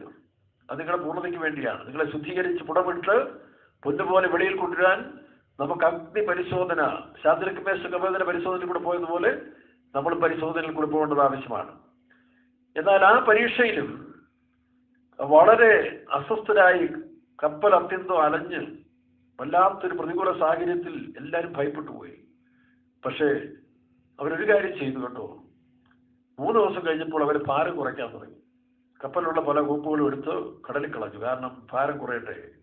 ഇത് ക്രിസ്ത്യൻ ജീവിതത്തിൽ നല്ലൊരു ടോപ്പിക്കാണ്. ഈ കാലത്തിൽ വേണ്ടാത്തെല്ലാം നമ്മൾ എറിഞ്ഞു കളയണം. 2 പത്രോസ് 3-ാം അധ്യായം 9-10 വായിക്കുമ്പോൾ മൂലപദാർത്ഥങ്ങൾ കത്തിയരിഞ്ഞു പോയതുപോലെ പഴയ കാര്യങ്ങളെല്ലാം നമ്മുടെ ജീവിതത്തിൽ നിന്ന് അകന്നു പോട്ടെ. എല്ലാം കത്തിയരിഞ്ഞ് പരിശുദ്ധാത്മാവിന്റെ അഗ്നിയാൽ കത്തിയരിഞ്ഞ് ചാമ്പലാകട്ടെ. അങ്ങനെ കത്തിയരിഞ്ഞ് ചാമ്പലായതിനു ശേഷം നീതി വസിക്കുന്ന പുതിയ ആകാശവും പുതിയ ഭൂമി എന്ന് പറയുന്നത് ഒരു പുതിയ മനസ്സും പുതിയ ഹൃദയമുള്ളവരായി ദൈവരാജ്യത്തിന്റെ പ്രതീകങ്ങളായിട്ട് നമുക്ക് തുടരാം. ആ ഭാവം വായിച്ച് മനസ്സിലാക്കുക. അങ്ങനെ അവരെ സ്വന്തം കൈകൊണ്ട് എല്ലാം എറിഞ്ഞു കളഞ്ഞതിന് ശേഷം പിന്നീടും യാത്ര മുന്നോട്ട് പോവുകയാണ്. 27-ാം അധ്യായത്തിന്റെ 20-ാം വാക്യത്തിൽ വായിക്കുമ്പോൾ സൂര്യനെ കാണാൻ കഴിയുന്നില്ല, ചന്ദ്രനെ കാണാൻ സാധിക്കുന്നില്ല, നക്ഷത്രങ്ങളെ കാണാൻ സാധിക്കുന്നില്ല. ഇതേ കാണിക്കുന്നു. കർത്താവായ യേശുക്രിസ്തു ക്രൂശിൽ കിടക്കുമ്പോൾ ദൈവമേ ദൈവമേ എന്തുകൊണ്ട് എന്നെ കൈവിട്ടെന്ന് ചോദിക്കുന്നുണ്ട്. അപ്പൊ ദൈവം പോലും കൈവിട്ടതായ ഒരു സ്റ്റേജിലേക്ക് നമ്മൾ എത്തേണ്ടത് ആവശ്യമാണ്. അത് നമ്മുടെ അവസാനഘട്ട പരീക്ഷയിൽ അങ്ങനെ ഒരു സ്റ്റേജ് ഉണ്ട്. നക്ഷത്രങ്ങൾ എന്ന് പറയുന്നത് കർത്താവിന്റെ വേലക്കാര് നിങ്ങളെ സഹായിക്കാൻ ഇല്ലാത്തൊരു കാലം വരും. നിങ്ങളും അതുപോലെ ആയിത്തീരണം. വേലക്കാരും വിശ്വാസികളുടെ യേശുവിനെ പോലെ ആയിക്കഴിഞ്ഞാൽ പിന്നെ വേലക്കാരുടെ ആവശ്യം എന്തിനാണ്? എല്ലാവരും മണവാട്ടി യേശുവിനെ പോലെ ആകുമ്പോൾ പിന്നെ ഈ പറഞ്ഞ പോലെ ക്ലാസ് ഒന്നും വേണ്ട. ലോക്ക്ഡൌൺ പീരീഡ് എന്ന് പറയുന്നത് ഒരു എക്സാമിനേഷൻ കഴിഞ്ഞ പോലെ എക്സാമിനേഷന് വേണ്ടി ഒരുക്കപ്പെടുന്നതാണ്. സ്കൂളിലെ അധ്യയന വർഷം എല്ലാം കഴിഞ്ഞ് കഴിഞ്ഞാൽ പിള്ളേർ വീട്ടിൽ പോയി സ്വസ്ഥമായിരുന്നു പഠിക്കാൻ തുടങ്ങും, സ്വന്തമായിട്ട് ഒരു പരീക്ഷ നേരിടാൻ. ആ പരീക്ഷയുടെ കഴിഞ്ഞാൽ വിജയികളായി തീരുന്നത് പോലെ നാമം വിജയികളായി മാറുകയാണ് ചെയ്യുന്നത്. അതിന് തനിച്ചു പോകേണ്ടതായ ഒരു അനുഭവമുണ്ട്. അതുകൊണ്ട് സൂര്യനെയും ചന്ദ്രനെയും ദിവസങ്ങളായിട്ട് അവർ കാണാൻ കഴിയില്ലെന്നാണ്. അപ്പോൾ ഈ പ്രാർത്ഥനയും പാട്ടും ഒന്നും നമ്മൾ കൂടി വരാനില്ലെങ്കിൽ നമുക്ക് വീട്ടിൽ ഇരുന്ന് 2-3 പേർ എൻ്റെ നാമത്തിൽ കൂടുന്നിടത്തെല്ലാം കർത്താവ് വരും. ആ ഒരു എക്സ്പീരിയൻസിൽ നമ്മൾ തികഞ്ഞ് പ്രാപിക്കേണ്ട ആവശ്യമാണ്. എന്നാലും ചിലർ വളരെ അധൈര്യപ്പെടും. 1 ശമൂവേൽ 27-ാം അധ്യായത്തിൽ ദാവീദിന് അങ്ങനെ ഒരു കാലം ഉണ്ടായി. ശൗലിന്റെ കയ്യാൽ നശിക്കും വീഴിയുള്ളെന്ന് പറഞ്ഞവൻ അധൈര്യപ്പെട്ട് പെരിസ്തദേശത്തിലേക്ക് കൂടിപ്പോയി. പക്ഷെ ദൈവനെ വീണ്ടും അത് ആസ്ഥാനപ്പെടുത്തി. 30-ാം അധ്യായത്തിന്റെ 6-ാം വാക്യത്തിൽ 1 ശമൂവേൽ 30-6 വായിക്കുമ്പോൾ വലിയ കഷ്ടത്തിലായെന്നാണ്. പക്ഷെ David encouraged himself in his God എന്ന് കാണുന്നുണ്ട്. അപ്പൊ അങ്ങനെ ദൈവം പോലും നമ്മളെ കൈവിട്ട ഒരു സ്റ്റേജിൽ തോന്നാമെങ്കിലും നമ്മൾ പ്രാപിച്ച വിശ്വാസത്തിന്റെ തികവിൽ കർത്താവായ യേശുക്രിസ്തു ക്രൂശിൽ വെച്ച് തന്റെ ആത്മാവിനെ ഫലമേൽപ്പിച്ചതുപോലെ നാമും കർത്താവിനെ ഫലമേൽപ്പിക്കപ്പെട്ട് ജീവിക്കുമ്പോൾ നമ്മുടെ പരീക്ഷ തികച്ച് നമ്മൾ പൂർണ്ണരാകും. യേശുവിനെ പോലെ നാമും നമ്മുടെ ഭൂമിയിലെ ഓട്ടം പൂർണ്ണമാകാൻ കഴിയും. 27-ാം അധ്യായത്തിന്റെ 24-ാം വാക്യത്തിൽ വീണ്ടും പൗലോസിനെ നീ ഓർപ്പിക്കുകയാണ്. ചെങ്കോട്ട എത്താറായെന്ന് പറഞ്ഞ പോലെ നീ കൈസർ മുമ്പാകെ നിൽക്കേണ്ടതാകുന്നു. നോക്കണം, വീണ്ടും അവരെ ഒന്നുകൂടെ ഓർപ്പിച്ചുകൊണ്ടിരിക്കുകയാണ്. നിന്നോടുകൂടെ യാത്ര ചെയ്യുന്നവരെ നിനക്ക് സ്വന്തമായി നൽകിയിരിക്കുന്നു. പ്രിയരേ, നമ്മൾ പരീക്ഷയിൽ കൂടെ പോകുമ്പോൾ, നാം പരീക്ഷിക്കപ്പെട്ട് കഴിയുമ്പോൾ മറ്റുള്ളവരെ കണ്ടു തുറക്കാനിടയാകും. ശാദ്രക്ക് മേശക് അഗ്നിയിൽ കൂടെ പോയ സമയത്തിൽ ഇതാ നെബൂഖദ്നേസർ രാജാവിന്റെ കണ്ണു തുറന്ന പോലെ നിങ്ങളും ഞാനും വലിയ കഷ്ടത്തിലും പരീക്ഷയിൽ കൂടെ പോകുമ്പോൾ ഒരു കാര്യം ഓർത്തോണം, നിശ്ചയമായിട്ടും നിങ്ങൾ മൂലം മറ്റുള്ള അനേകരുടെ കണ്ണുകൾ, നിങ്ങളുടെ പരിസരത്തുള്ളവരുടെ, നിങ്ങളെ സമീപിക്കുന്നവർ കണ്ണു തുറക്കാൻ നിങ്ങൾക്ക് വരുന്ന പരീക്ഷ ഹേതുവായി മാറും. അതുകൊണ്ട് പരീക്ഷയെ ഭയപ്പെടരുത്. പരീക്ഷ സഹിക്കുന്ന മനുഷ്യൻ ഭാഗ്യവാൻ. അവൻ കൊള്ളാവുന്നവനായി തെളിഞ്ഞ ശേഷം ജീവകിരീടം നിങ്ങൾക്ക് ലഭിക്കുമെന്നാണ്. ആ പരീക്ഷ നിങ്ങൾ തോറ്റുപോകരുത്. ആ കിരീടം നിങ്ങൾ പ്രാപിച്ചെടുക്കണം. അങ്ങനെ 27-ാം അധ്യായത്തിന്റെ 26-ാം വാക്യത്തിൽ ഈ ദർശനം പൗലോസ് പറഞ്ഞതിന് ശേഷം പറഞ്ഞു, ഈ കപ്പൽ ഇവിടെ തട്ടി വീഴും. പക്ഷെ ആ കാലം വരെയും നിങ്ങൾ ഇതിൽ കപ്പലിൽ തന്നെ താമസിക്കണം. അപ്പൊ നമുക്കൊരു കൂട്ടായ്മയും സെറ്റിൽമെന്റ് എല്ലാം ദൈവം തന്നെങ്കിൽ അതിന് നിശ്ചയ സമയം വരെ ഉണ്ട്. ആ സമയം വരെ ഇതെല്ലാം ആവശ്യമായിരുന്നു. അത് കഴിയുമ്പോൾ അതെല്ലാം മാറ്റപ്പെടും. പിന്നീട് എന്താണ് സംഭവിക്കുന്നത്? അത് ആ കാലഘട്ടം വരെയും ഈ കൂട്ടായ്മയും സഭയൊക്കെ ആവശ്യമാണെന്നല്ലാതെ അത് കഴിഞ്ഞാൽ പിന്നെ അതിന്റെ ആവശ്യമില്ല. മുട്ടത്തോടിനകത്ത് കുഞ്ഞു വിരിഞ്ഞു കഴിഞ്ഞാൽ പിന്നെ മുട്ടത്തോടത്തിനാണ്. മുട്ടത്തോടിൽ നിന്ന് കോഴിക്കുഞ്ഞ് വെളി വന്നു കഴിഞ്ഞാൽ മുട്ടത്തോട് ദൂരം കളയും. അതുകൊണ്ട് ഈ സഭകളും സംഘടനകളും ബൈബിളുകളും എല്ലാം കത്തിച്ചു കളയുന്നൊരു കാലം വരാൻ പോവുകയാണ്. ഇനി ഇതിന്റെ ആവശ്യമില്ല. അതുകൊണ്ടാണ് ഇതെല്ലാം ഇനി വേസ്റ്റായിട്ട് മാറുകയാണ്. എന്നാൽ അതിനകത്തുനിന്ന് രൂപാന്തരം പ്രാപിച്ച് വിശുദ്ധന്മാർ പറന്ന് കർത്താവിന്റെ സന്നിധിയിലേക്ക് പോകും. അവർ നീതിമാന്മാരായി രാജാക്കന്മാരായി തിരിച്ചു വരാൻ പോവുകയാണ്. അതുകൊണ്ട് ഈ സംഘടനകളും ഇതൊന്നും നീ പ്രതീക്ഷിക്കാൻ പോകണ്ട. ഇതെല്ലാം മാറ്റപ്പെടും. കംപ്ലീറ്റ് പള്ളികൾ ചുറ്റുകളായി വന്ന സങ്കീർത്തനത്തിനകത്തുണ്ട്. എല്ലാ ആരാധനാലയങ്ങളും ചുറ്റുകളായിരുന്ന കാലം വരുന്നുണ്ട്. അതുകൊണ്ട് ഇപ്പോഴത്തെ ഇതൊന്നും നമ്മൾ കണക്കാക്കണ്ട. ഇനി ഇതിലും വലിയ പരീക്ഷകൾ വരാൻ പോവുകയാണ്. എന്നാൽ അതിനു മുമ്പായിട്ട് നാം പ്രാപിക്കേണ്ടത് പ്രാപിച്ചുകൊള്ളുക. ഈ അധ്യായങ്ങളൊക്കെ വായിച്ചിട്ട് പൗലോസിനോട് യാത്ര ചെയ്ത് ക്രിസ്തുവിന്റെ അനുഭവങ്ങൾ പ്രാപിച്ചുകൊണ്ട് മുന്നോട്ട് പോകുക. നോക്കണം, 27-ാം അധ്യായത്തിൽ 25-ാം വാക്യത്തിൽ ദൈവത്തിന്റെ അരുളപ്പാട് പൗലോസ് നിൽക്കുകയാണ്. എന്നോട് അരുളി ചെയ്തതുപോലെ തന്നെ സംഭവിക്കുമെന്ന് വീണ്ടും. അതായത് കർത്താവ് പറഞ്ഞ വചനങ്ങളെല്ലാം അങ്ങനെ തന്നെ നിവർത്തിക്കുമെന്ന് വിശ്വസിക്കുന്നവർ ഭാഗ്യവാന്മാർ. നോക്കുക, ഇന്ന് തിരുവഴുത്തിൽ നോക്കുമ്പോൾ ഭൂമിയിൽ സംഭവിച്ചുകൊണ്ടിരിക്കുന്ന എല്ലാ കാര്യങ്ങളും ദൈവത്തിന്റെ വചനം പറഞ്ഞിരിക്കുന്ന പോലെ. അങ്ങനെയെങ്കിൽ ഇനി വരാൻ പോകുന്ന യേശുക്രിസ്തുവിന്റെ പുനരാഗമനവും അതിനുശേഷം 7 വർഷത്തെ ഉപദ്രവകാലവും പിന്നീട് വരുന്ന സഹസ്രാബ്ദ വാഴ്ചകളും ഇതെല്ലാം നിശ്ചയമായിട്ട് നടക്കും. ആരല്ല എന്ന് പറയുന്നത് നമുക്ക് നോക്കേണ്ട ആവശ്യം. അനേക ക്രിസ്തീയ സംഘടനകൾ, അനേക വിശ്വാസ ലോകത്തിലുണ്ട്. നാം പഠിച്ച സത്യങ്ങൾ അത് യാഥാർത്ഥ്യമാണ്, നമുക്ക് ബോധ്യമുണ്ട്. അത് സംഭവിക്കുക തന്നെ ചെയ്യും. തിരുവഴുത്തുകൾക്ക് മാറ്റം വരുന്നില്ല. നീ വിശ്വസിച്ചിരിക്കുന്നത് ഒരു മതത്തിന്റെ അടിസ്ഥാനത്തിലാകരുത് മാത്രം. പിന്നെന്തോ, വചനാടിസ്ഥാനത്തിൽ വിശ്വസിക്കുന്ന വിശ്വാസം ഒരിക്കലും നഷ്ടമാകത്തില്ല. അത് ഉറപ്പിച്ചുകൊള്ളുക. അതങ്ങനെ തന്നെ സംഭവിക്കും. 27-ാം അധ്യായത്തിൽ 30-ാം വാക്യത്തിൽ വായിക്കുമ്പോൾ ചിലര് ഇടയ്ക്കൊന്ന് ഓടിപ്പോണമെന്ന് തോന്നുന്നു. ഇങ്ങനെയൊക്കെയാണെങ്കിൽ നേരത്തെ സ്ഥലം ഉണ്ടാക്കാം. അങ്ങനെ സ്ഥലം വിടാൻ ആഗ്രഹിക്കുന്നവർക്ക് വേണ്ടിയായിരിക്കും ഇപ്പോൾ പുതിയൊരു അനൗൺസ്മെന്റ് വന്നത്, വീട്ടിൽ പൊക്കോളാൻ. കോവിഡ് രോഗം വരുമ്പോഴേ പോകാൻ, വരുന്നതിന് മുമ്പ് ഇവിടെ പൊക്കോ. പക്ഷേ അനാഥരും പരദേശികളും ആരുമില്ലാത്തവർക്ക് ദൈവം മാത്രമേ ഉള്ളൂ. അവർ ദൈവത്തിന്റെ വീട്ടിലേ പോകുന്നത്. ഞാൻ പറഞ്ഞല്ലോ. അതുകൊണ്ട് ഈ കാലഘട്ടം വരെ നമ്മൾ മുന്നോട്ട് പോകുക. അടുത്തത് ഒരു പരീക്ഷ വരുന്നുണ്ട്. ആ പരീക്ഷയിൽ നോക്കണം, ഇരുകടൽ എന്ന സ്ഥലത്ത് വന്നപ്പോൾ, ഇരുകടൽ എന്ന് പറഞ്ഞ സ്ഥലത്തിന് മുമ്പ് അവരൊരു കാര്യം ചെയ്തു. ഏതോ ഒരു തുറ കണ്ടു. ഏതോ ഒരു തുറ കണ്ടപ്പോൾ ആ തുറയിലേക്ക് പോയി രക്ഷപ്പെടാം എന്ന് വിചാരിച്ചുകൊണ്ട് നങ്കൂരം അറുത്ത് കയറുമെല്ലാം അറുത്തിട്ട് പാമരവും ആ ലക്ഷ്യത്തിലേക്ക് നോക്കി കാറ്റിനാൽ ഓടിക്കാൻ തുടങ്ങി. നോക്കണം, കാറ്റിനാൽ ഓടിച്ച് ആ തുറയിൽ എത്താമെന്ന് വിചാരിച്ചപ്പോൾ അതല്ല ദൈവത്തിന്റെ ഉദ്ദേശം. നീ എവിടെങ്കിലും പോയി അവസാനിക്കുക എന്നുള്ളതല്ല. ഇതിനെക്കുറിച്ചുള്ള ഒരു വലിയ പദ്ധതി ദൈവത്തിനുണ്ട്. കൺസേണിങ്, ദൈവത്തിന്റെ ഒരു വലിയ ഉദ്ദേശമുണ്ട്, ഒരു പർപ്പസ്. ആ ഉദ്ദേശത്തിന് വേണ്ടി വിളിക്കപ്പെട്ട നീ എങ്ങനെങ്കിലും അവസാനിക്കാന്നുള്ള, എവിടെങ്കിലും പോയി അവസാനിക്കാന്നുള്ളതല്ല. നമ്മുടെ സ്വന്തം ബുദ്ധിയുടെ പ്രമാണമെല്ലാം ഉപേക്ഷിച്ചിട്ട് ദൈവത്തിന്റെ ആത്മാവിന് പൂർണ്ണമായി കേൾപ്പിക്കപ്പെടുക, ആത്മാവിനെ അനുസരിക്കുക. എങ്കിൽ ലക്ഷ്യത്തിലെത്താൻ കഴിയും. അങ്ങനെ അവരുദ്ദേശിച്ച തുറയിലെത്താൻ കഴിഞ്ഞില്ലെങ്കിലും ഇടയ്ക്ക് വെച്ച് ഇരുകടൽ എന്ന സ്ഥലത്തെത്തിയപ്പോൾ കപ്പൽ പോയി ഇടിച്ച്, ടൈറ്റാനിക് കയറിയതുപോലെ ഒരു പാറയിൽ ഇടിച്ച് തകർന്ന് അതിന്റെ അണിയമങ്ങ് ഉറച്ചു, അമരം തകർന്നു. നോക്കണം, ഫ്രണ്ടും ബാക്കും തകർന്നു കഴിഞ്ഞപ്പോൾ ടൈറ്റാനിക്കിനേക്കാൾ ദുരന്തമായി മാറി. അപ്പോൾ എന്താ ചെയ്തത്? ഇനി പൗലോസ് പറഞ്ഞില്ല, നിങ്ങളുടെ ആത്മാവിനെല്ലാം എൻ്റെ ഉടയവൻ രക്ഷാധികാരി ഉണ്ട്, അതുകൊണ്ട് നിങ്ങൾ ആരും ഭയപ്പെടേണ്ട, ഒരു ജീവന് നഷ്ടമാകുന്ന അവർ വിശ്വസിച്ചവർക്ക് രക്ഷ ലഭിക്കാനിടയായി. പക്ഷെ അവിടെ രണ്ടു കൂട്ടരുണ്ട്. അങ്ങനെ വിശ്വസിച്ച കൂട്ടത്തിൽ തന്നെ നമ്മുടെ ഭാഷ പറഞ്ഞ പോലെ എയും ബിയും ഗ്രൂപ്പുണ്ട്. ആ എ ഗ്രൂപ്പ് എന്ന് പറയുന്ന ആരാ? അവർക്കിനി ആരുടെ ആശ്രയം വേണ്ട. അവർ കർത്താവിന്റെ പൂർണ്ണത പ്രാപിച്ചവരാണ്. അവർ കർത്താവിനെ പോലെ പൂർണ്ണരായി തീർന്നവരാണ്. അവരോടാണ് പറയുന്നത് നീന്തറിയാവുന്നവർക്ക്. അപ്പുറം ഒന്നില്ലേ, ഇനിയുണ്ട് പ്രത്യാശ തീരത്തേക്ക്. മെലീത്ത ദ്വീപ് എന്ന് പറയുന്ന ദ്വീപ് പ്രത്യാശയുടെ തീരമാണ്. ആ പ്രത്യാശയുടെ തീരത്തിൽ കൂടെ നിന്നിട്ട് വേണം ചക്രവർത്തി തിരുമനസിനെ കാണാൻ. അപ്പോൾ ആ പ്രത്യാശയുടെ തീരത്തിലേക്ക് ചെല്ലണമെങ്കിൽ തന്നെ എന്ത് ചെയ്യണം? നീന്തണം. ഇവിടെ കപ്പലൊന്നുമില്ല, ആൾക്കാർ സഹായിക്കാനുമില്ല, ബോട്ടുമില്ല, ആളുകളുമില്ല. പൗലോസിന്റെ കൂടെയുള്ളവരെല്ലാവരും, അതിന്റെ അർത്ഥം വേലക്കാരും വിശ്വാസികളും എല്ലാവരും ഒരേ സ്റ്റേജിലേക്ക് വരികയായിരുന്നു അവസാനത്തിൽ. അപ്പോൾ അവരെന്ത് ചെയ്യണം? നീന്തണം. അനൗൺസ്മെന്റ് വന്ന് ക്യാപ്റ്റൻ അനൗൺസ് ചെയ്തു, നീന്തറിയാവുന്നവർ ആദ്യം കരയ്ക്ക് ചാടിക്കൊള്ളാൻ പറഞ്ഞു. കേട്ട താമസം പൗലോസ് ഉൾപ്പെടെയുള്ള നീന്തറിയാവുന്നവരല്ല. നീന്തറിയാവോ? നീന്തോളജി അറിയുവോ? പണ്ട് വേമ്പനാട്ടുകാരിൽ വള്ളക്കാരൻ സായിപ്പന്മാരോട് ചോദിച്ചത്, കാറ്റും കോളുമെന്ന് തകരുമ്പോൾ അവർ പല കോളേജിനെ പറ്റി സംസാരിച്ചിങ്ങനെ പോവുക. വലിയ സയന്റിസ്റ്റും ഒക്കെയാണ്, റിസർച്ച് താരങ്ങളൊക്കെയാണ്. പക്ഷേ ഈ കാറ്റ് ബഹളം ഉണ്ടായപ്പോൾ അവർ ഭയപ്പെട്ടു. ഉടനെ വള്ളക്കാരൻ ചോദിച്ചു, നീന്തോളജി അറിയാവോ? ഇതുപോലെ നീന്തുണ്ട്. എന്ത് നീന്ത്? ആത്മാവിന്റെ നീന്ത്. അതല്ല നമ്മൾ പാടിയത്, നീന്തിയിട്ടല്ലാതെ കടപ്പാൻ വയ്യാത്ത. പാടി പാടി പാടി മറന്നുപോയല്ലേ? പല പെന്തക്കോസ്തുകാർ ആ പാട്ട് മറന്നുപോയി. നീന്തിയിട്ടല്ലാതെ കടപ്പാൻ വയ്യാത്തൊരു ആത്മനദി. ആ നീന്ത് പഠിച്ചവർക്ക്, ആത്മാവിന്റെ നീന്ത്, അതായത് ആത്മാവിനെ പൂർണ്ണമായിട്ട് അനുസരിച്ചവർക്ക് ഈ പരീക്ഷ ഒന്നുമില്ല. അവർ നീന്തി അക്കരയ്ക്ക് പ്രവേശിക്കുകയാണ്. നോക്കണം, ഈസിയായിട്ട് നീന്തി അക്കരയ്ക്ക് പോയി. ഞാനും നീന്തിയിട്ടുണ്ട്. ഞങ്ങളുടെ ആറിന്റെ അക്കരയ്ക്കരയ്ക്ക് നെടുമുടി ചേന്നഗിരിക്ക് അടുത്ത് ഞങ്ങൾ ആറുണ്ട്, പമ്പയാറ്. അവധി ദിവസത്തിൽ ഞങ്ങൾ കൂട്ടുകാർ അക്കരയ്ക്ക് നീന്തും. നീന്തറിയാവുന്നവർക്ക് വെള്ളം പ്രയാസമല്ല.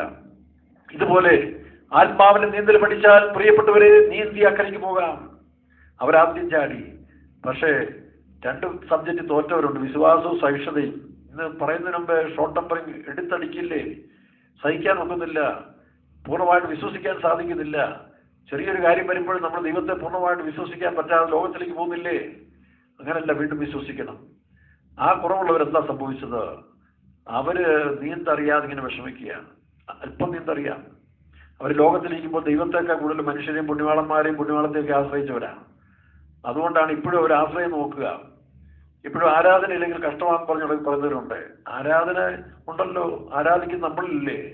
ആത്മാവ് സ്ത്രീ ഈ മലയിലുമല്ല, ആ മലയിലുമല്ല, യെരുശലേമിലുമല്ല, പിന്നെ കുമളിയിലുമല്ല, കട്ടപ്പനയിലുമല്ല, ഇരുമ്പല്ലിയൂരിലുമല്ല, പിന്നെ ഇവിടെ ആത്മാവിലും സത്യത്തിലും ആരാധിക്കുന്ന ദൈവമക്കൾക്ക് കാരാഗ്രഹത്തിൽ കിടക്കുന്ന പൗലോസും ശീലാസും ആരാധിച്ചപ്പോഴുണ്ടായ അനുഭവം നിനക്ക് നിന്റെ വീട്ടിലുണ്ടാക്കാം, ജയിലിലുണ്ടാക്കാം, കാരാഗ്രഹത്തിലുണ്ടാക്കാം. ആ ആരാധനയാണ് നമുക്ക് ആവശ്യം. അവർക്ക് അത് തുറന്നില്ലെങ്കിൽ എന്താ പ്രശ്നം? തുറന്നാലെന്താ? അവർക്ക് എവിടെയും ആരാധിക്കാം. അങ്ങനെ ഒരു ആരാധനയുടെ അനുഭവം നിന്നെ കൈവരിച്ചാൽ ഏത് പ്രതികൂലങ്ങളെ അതിജീവിക്കാൻ കഴിയും. അതുകൊണ്ടാണ് ശബരിയാസ്ത്രി പറഞ്ഞത്, ഈ മലയിലുമല്ല, ആ മലയിലുമല്ല. ആമേൻ. ദൈവത്തെ ആരാധിക്കേണ്ട ഒരു ആത്മാവിലും സത്യത്തിലും പ്രാപിച്ചുകൊള്ളുക. അങ്ങനെ മുന്നോട്ട് പോയപ്പോൾ നീന്തറിയാവുന്നവർ അക്കരയ്ക്ക് പോയി. ബാക്കി ഉള്ളവർ പിന്നെയും ആശ്രയം പിടിച്ചു നടക്കുക. അവർ പലകമേലും കപ്പൽ കണ്ണുകളിലും പിടിച്ച് തുഴഞ്ഞും മുങ്ങിയും പൊങ്ങിയും 3.5 വർഷം കൊണ്ട് അവരും അക്കരയ്ക്ക് എത്തി. നോക്കണം, അവരാണ് വെളിപ്പാട് പുസ്തകം 12-ാം അധ്യായത്തില് കാണുന്നവരും 13-ാം അധ്യായത്തിലൊക്കെ ഉണ്ടല്ലോ. വെളിപ്പാട് പുസ്തകം 13-ാം അധ്യായത്തിന്റെ 10-ലും 14-ന്റെ 12-ലും ഇവിടെ വിശുദ്ധന്മാരുടെ സഹിഷ്ണുതയും വിശ്വാസവും കൊണ്ട് ആവശ്യം. ഈ കാലത്തിൽ വിശ്വാസവും സഹിഷ്ണുതയും കുറവുള്ളവർക്ക് 3.5 വർഷത്തെ ട്യൂട്ടോറിയൽ പീരീഡ് വരുന്നുണ്ട്. അന്ത്യക്രിസ്തു തന്നെയായിരിക്കും, എതിർക്രിസ്തു തന്നെയായിരിക്കും അതിന്റെ ക്യാപ്റ്റൻ. അവൻ തരുന്ന ട്രെയിനിങ്ങിൽ നിങ്ങളുടെ തോറ്റുപോയ വിഷയങ്ങൾ പഠിച്ചെടുക്കാൻ കഴിയും. 12-ന്റെ 17-ലും കാണുന്നുണ്ട് ആ വാക്യം. വാളാൽ കൊല്ലപ്പെട്ടവര്, അന്ന് വാളാണ് അവസാനത്തിൽ, തലവെട്ടിയെടുക്കും. ഹിറ്റ്ലറിന്റെ കാലത്തിൽ കോൺസെൻട്രേഷൻ ക്യാമ്പിൽ കൊണ്ടുപോയി ആവി കയറ്റി അവരെ പുഴുങ്ങിയെടുക്കുകയായിരുന്നു. പക്ഷേ ഇവിടെ അതല്ല, ഇവിടെ വാളാൽ കൊല്ലപ്പെട്ടവരുടെ ആ അവസ്ഥയിലേക്ക് കൊണ്ടുവരും. അതുകൊണ്ട് നാം നീന്ത് പഠിച്ചു. ഈ കാലഘട്ടത്തിൽ ദൈവസന്നിധി ഇരുന്ന് യഹോവയെ കാത്തിരിക്കുന്ന ശക്തിയെ പുതുക്കി കഴുകന്മാരെ പോലെ ചിറകടിച്ച് പറന്നുകൊണ്ട് അവർ ആത്മാവിൽ ജയം പ്രാപിച്ചവരായി തീരുക. 1 യോഹന്നാൻ 2:14 വായിക്കുമ്പോൾ, ബാല്യക്കാരെ നിങ്ങൾ ശക്തരാകിയാലും ദൈവത്തിന് നിങ്ങൾ വസിക്കാലും.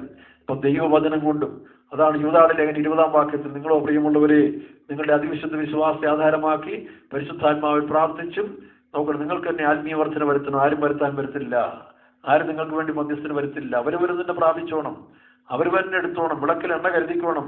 നാളെ ആരുടെങ്കിലും വിളക്കിൽ പോയി ചോദിക്കാൻ പോയി കിട്ടില്ല. സ്വന്തം വിളക്കിൽ എണ്ണ പ്രാപിച്ചോണം. അതുപോലെ മറ്റുള്ളവരുടെ വിളക്കിന്റെ നിഴലിൽ ആ വെളിച്ചത്തിൽ പോകാനും ആരും ആഗ്രഹിക്കരുത്. പണ്ടൊരു കുരുടൻ ഇങ്ങനെ യാത്ര ചെയ്ത് സന്ധ്യയായപ്പോൾ ഒരു നല്ല മനുഷ്യൻ തോന്നി, ഈ കുരുടനാണല്ലോ, ഇവൻ രാത്രി പോകുമ്പോൾ ആരും കാണത്തില്ല, അതുകൊണ്ട് ഒരു വിളക്ക് കത്തിച്ചു കൊടുക്കാം. ഈ വിളക്ക് കാണുമ്പോൾ മറ്റുള്ളവർ ഒതുങ്ങിപ്പോ കൂടുതലെന്ന് വിചാരിച്ച് നല്ല മനസ്സോടൊരു വിളക്ക് കത്തിച്ചു കൊടുത്തു. ഈ കുരുടൻ ഈ വിളക്കുമായിട്ട് കുറച്ച് നേരം നടന്നു കഴിഞ്ഞപ്പോഴേ അവൻ വിചാരിച്ച് വിളക്ക് കയ്യിലുണ്ടല്ലോ, അതുകൊണ്ട് മറ്റാരും എന്നെ വന്ന് ഉപദ്രവിക്കും. നോക്കിയപ്പോൾ ഒരുത്തം വന്ന് ഇടിച്ച് തകർത്ത് കുരുടനും വീണു, അവനും വീണു, വിളക്കും പോയി. അപ്പൊ കുരുടൻ ചോദിച്ചേടാ, എനിക്കല്ലേ കണ്ണ് കാണാത്തത്, നിനക്ക് കണ്ണ് കാണാമല്ലോ, നീ എന്തിനാ പിന്നെ ഇടിച്ചത്? എന്റെ വിളക്ക് കണ്ടില്ലേ ഞാൻ? അപ്പൊ അയാൾ പറഞ്ഞു, നിന്റെ വിളക്ക് എപ്പോഴേ കെട്ടുപോയി, വിളക്ക് കണ്ടില്ലെങ്കിൽ ഞാൻ മാറിപ്പോയനെ.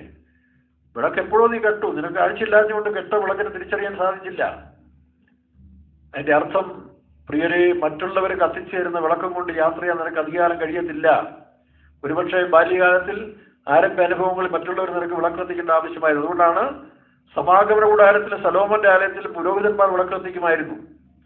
പക്ഷേ സക്കറിയ 4-ാം അധ്യായത്തിൽ കാണുന്ന നിലവിളക്കിൽ 7 വിളക്കുകൾ സ്വർണ്ണ ശോഭയോടുകൂടി പ്രകാശിക്കുന്ന, സ്വർണ്ണ കുഴലിൽ കൂടെ സ്വർണ്ണ നിറമായ എണ്ണ ഒരു മരത്തിൽ കൂടി വരുന്ന 4-ാം അധ്യായത്തിൽ കാണുന്ന വിളക്ക് കത്തിക്കാൻ ഒരു പുരോഹിതന്മാരും ഇല്ല. അവിടെ പുരോഹിതന്മാരും അൽമേനികളും അച്ഛന്മാരും എല്ലാം ഈ 7 വിളക്ക് പ്രകാശിപ്പിക്കണമെങ്കിൽ 2 ഉലുമരങ്ങളെ ആശ്രയിച്ചോണം. സക്കറിയ 4-ൽ വായിച്ചറിയാം. ആ ഉലുമരങ്ങൾ പരിശുദ്ധാത്മാവും കർത്താവും മാത്രമാണ്. അപ്പോസ്തല ഉപദേശങ്ങൾ 186-ാമത്തെ പേജിൽ 93-ാം വർഷം മുതൽ ആ അധ്യായവും ചേർക്കപ്പെട്ടിട്ടുണ്ട്. അതിന്റെ അർത്ഥം, അന്ത്യകാലത്തിൽ ഇങ്ങനെയൊക്കെ സംഭവിക്കും. നാം ദൈവത്തിൽ ആശ്രയിച്ചോണം, പരിശുദ്ധാത്മാവിൽ ആശ്രയിച്ചോണം, യേശുക്രിസ്തു വചനത്തിൽ ആശ്രയിച്ചോണം. ഞാൻ നിങ്ങളോട് സംസാരിച്ച വചനങ്ങൾ ജീവനും ആത്മാവുമാണ്. ഹഗായി 2:5 വായിക്കുമ്പോൾ, നിങ്ങൾ മിസ്രയീമിൽ നിന്ന് പുറപ്പെട്ട നാളിൽ ഞാൻ നിങ്ങളോട് സംസാരിച്ച ദൈവത്തിന്റെ വചനം എന്റെ ആത്മാവ് നിങ്ങളിൽ വസിക്കുന്നു. അതാണ് മേഘസ്തംഭവും അഗ്നിസ്തംഭവും. അങ്ങനെ ആത്മാവിനാലും ദൈവത്തിന്റെ വചനത്തിന്റെ വെളിപ്പാടിനാലും നമ്മുടെ വിളക്കുകൾ കത്തി പ്രകാശിക്കട്ടെ, പൂർണ്ണതയോട് പ്രകാശിക്കട്ടെ, കർത്താവിന്റെ സന്നിധിയിൽ പ്രകാശിക്കുന്നവരായി തീരട്ടെ. ഇരുട്ടിൽ നിന്ന് വെളിച്ചം പ്രകാശിക്കണമെന്ന് പറഞ്ഞ പോലെ നമ്മുടെ ഓരോരുത്തരുടെ ജീവിതവും പൂർണ്ണശോഭയോട് പ്രകാശിക്കട്ടെ. ആമീൻ. ഹല്ലേലൂയ. സ്തോത്രം, സ്തോത്രം, സ്തോത്രം. ഹല്ലേലൂയ. എല്ലാ നന്മകളാരും ദൈവം നിറച്ച് വഴി നടത്തട്ടെ. കർത്താവിന്റെ പ്രത്യക്ഷതയ്ക്കായി നിങ്ങൾ ഒരുക്കട്ടെ. യേശുവിന്റെ നാമത്തിൽ പിതാവേ.